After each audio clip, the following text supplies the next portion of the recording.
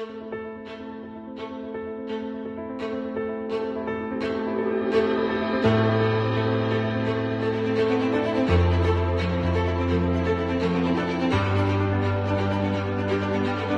un momento di festa, come hai detto tu, qua a Pavia poi aspettiamo ogni anno questa corsa. È la 71esima edizione, io ne ho fatte una quindicina e siamo molto contenti che si parta da qua quest'anno, che c'è l'acqua. Poi speriamo di arrivare bene.